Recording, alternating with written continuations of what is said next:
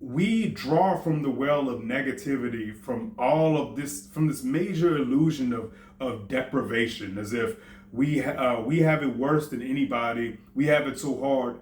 It's not about therefore we can't complain, but there is something when we talk about getting a better life. When we're talking about what we can do despite all of this, that has to be, we have to be propelled by a kind of positivity, right? We have to be energized by a kind of enthusiasm. And that enthusiasm is very unlikely to sprout if we're only focusing on what we are supposedly being deprived of. And again, it doesn't delegitimize any of the complaints you may have. It doesn't delegitimize the fact that you may have applied for 1,000 jobs and nobody has said anything back. It doesn't it doesn't delegitimize the fact that when you go out, everybody's so rude and inconsiderate.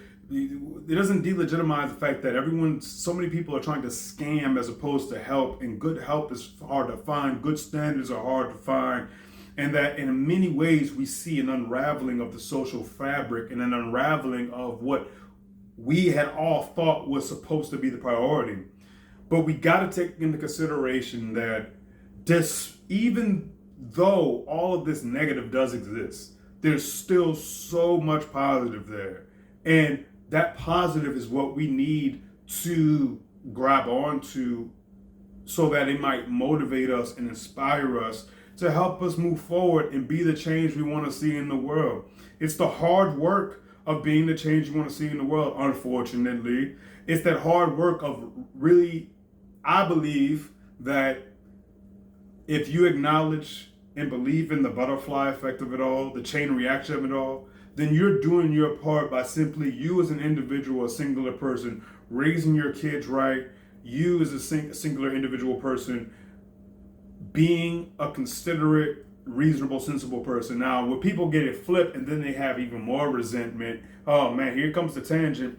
A lot of people believe in like moral righteousness and virtue signaling to the extent that they put themselves in these positions where people take advantage of them. You're such a nice person that you just throw reasonability out the window. You're loaning people money, you shouldn't be loaning people money. You're letting people be close to you and connected with you in the name of a relationship, whatever it might be, because you've known this person for X amount of years or X amount of time. Therefore, it's like whatever toxicity they bring your way, whatever unreasonability they bring your way. Well, I just got to deal with it. No, you don't. No, you don't. You might be some of the nicest people in the world. It's so true. Or enablers. You might be enabling the toxicity and unhealthiness of others.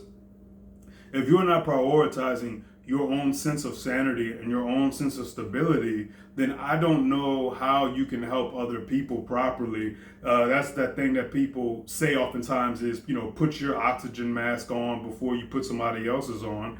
And it's so true. It's the blind leading the blind out here. More than ever, everybody has an opinion.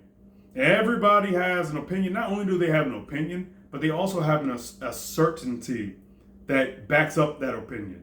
And so what I'm a big fan of is, as much as possible, when you have time alone, and when you can really summon up the energy to confront your internal environment, confront it non-judgmentally, confront it meditatively, where this is where it gets a bit esoteric and unbelievable.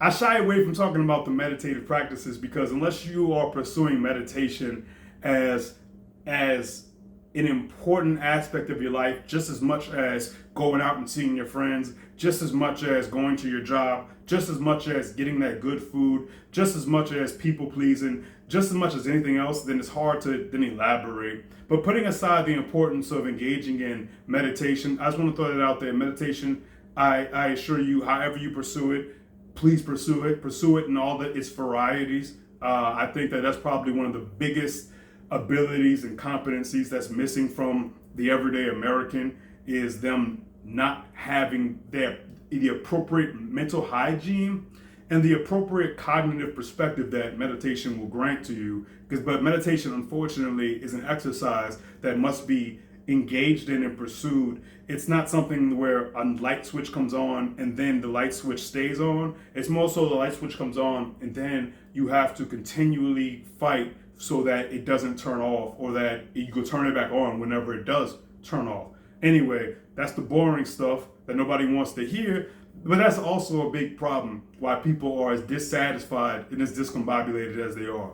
The quote unquote boring stuff, no, I don't want to talk about that. Let me just talk to the drama and the helplessness of it all. Let me just speak to how God has a plan and it's not up to me and whatever. That kind of language, I feel, messes up a lot of people's ability to move forward with the particular kind of skill set that they would like in this life. I would argue that when you allow your mind to assume that God's just working out everything behind the scenes, it does for many, not all, but for many people, it does then therefore kind of inspire a certain kind of sense of resignation.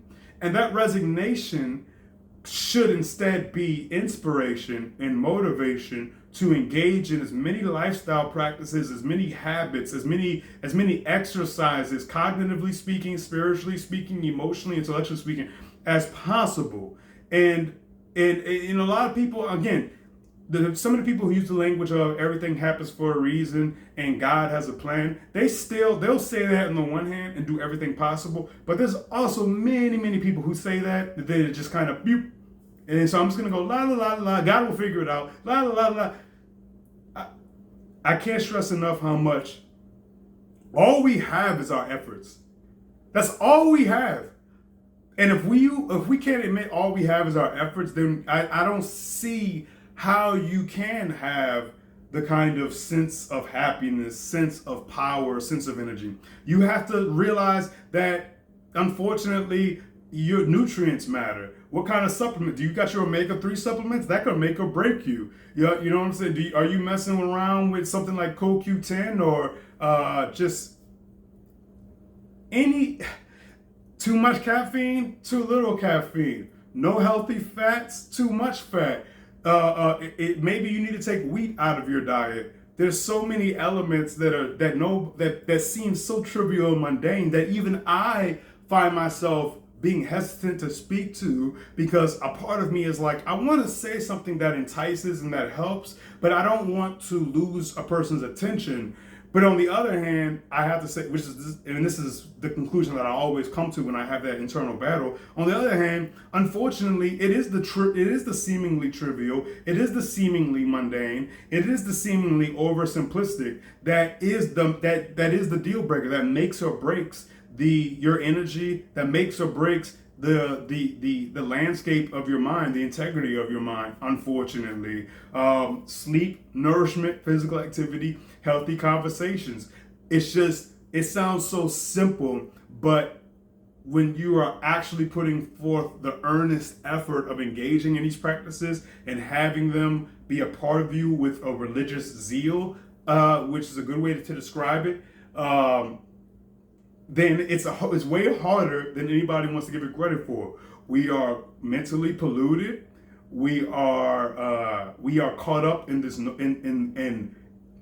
in this habit of when a thought or feeling occurs. Therefore, that's we think there's this habit that you can call it the identifying habit, where I feel it and I think it. Therefore, I am it. Like, I gotta latch on to that. It's similar to waiting at a bus stop and the feeling and the bus of sadness comes. You're like, I gotta get on that bus. The bus of aggravation comes and I gotta get on that bus. But instead, you have a second option. You do not have to get on that bus attentively speaking, cognitively speaking. Instead, you can stand there just like at an actual bus stop. The bus will open its doors and say, you coming in? You can be like, nah, I'm not coming in. And then you can watch the bus as it disappears over the horizon. You can watch the thought of anger, of bitterness, of aggravation, of silliness, of happiness, even your positive thoughts. You can just witness them and be an observer of them. Why? What's the purpose of this? For the purpose of then realizing that, when the dust settles of just rampant, ceaseless thought, all that clearly is there is right now. And that's it. The boring old truth. The boring old truth, man. All that exists is right now. Oh, boo-hoo. Therefore, people, you could extrapolate and be like, so I guess don't plan for the future, or I guess don't reflect on. No. There's a practical way to go about it. And seeing the truth that all there is right now is more so an achievement in the sense that the weather, the inclement weather of nonsensical, rampant, useless thought has calmed down. And so now you're like, oh, hello. All right. You give clarity, at least temporarily. And I would argue that should be our main objective. To be pursuing clarity as if it was our religion. But again, clarity does not come without pursuit of sleep, nourishment, physical activity, and healthy conversations. It will not come unless everything is right, unfortunately, in my experience. Well, I know that's my truth. Perhaps somebody can be in all the toxicity in the world and achieve a kind of clarity, which is fantastic. And unfortunately, I don't achieve that clarity unless I'm doing everything right. And that's my burden. Oh well, boo-hoo. I am such an easily discombobulated person, very easily. And I can't complain though, because like I said, my perspective tells me the honest truth of it all is I have a much better life than billions who have existed before me. I have a much better life than billions even now. And it's not a competition, and it's not there for, let me enjoy life, because a lot of people's lives suck. It's not about that. It's more so about, again, so let me not act as if it's that bad. It's all only as bad as your interpretation. Unless you are literally being held in a basement on some Silence of the Lambs stuff, it puts lotion on its skin. Unless you got literally a madman holding you captive, unless you got literally people around you physically abusing you, which is the truth for many. But the truth for many of us is we don't have that. The thing that's getting the best of us for most of us, for the average American, I would say, is that this is getting the best of you. Constantly. It's getting the best of me. Constantly. So the unfortunate, inconvenient, boring, trivial truth is we do have it way better than we want to admit. And the boring, inconvenient truth is we can find that stabilization and that sense of peace that we're looking for, but it's an achievement, unfortunately. And I say unfortunately because I would love to stop having to put effort into achieving my sense of stability. But that being said, who am I that I'm resentful towards life in that way? Like, damn you, life. Damn you for doing this to me, for making me have to put effort into achieving my sense of happiness and my sense of stability. What are you talking about? Life never told you it had to be anything. Life never told you that it had to bend to your will. We are all participants. We are all here by quote unquote accident, if you will. We all are here. Every single person is here whether they wanted to be or not. So we are all the products of nature, and we cannot resent nature. The other day, it really dawned on me, I can't resent time going by. I'm talking about in the day. Like when it was all of a sudden, a snap of a finger, it was 8 p.m. and it just seemed like the day just went by. I literally had that sincere thought, I can't resent this. What am I resenting? What am I resenting? That time? I can't do nothing about that. Either I try to acquire and engage in as much healthy, substantive, nourishing activities throughout the day, or I don't. I can't be resentful for time going by. That's what a waste of time, ironically, paradoxically. What a senseless waste of one moment to be like, oh, all time went by. It went by so fast. Yeah, you can't do nothing about that. I digress.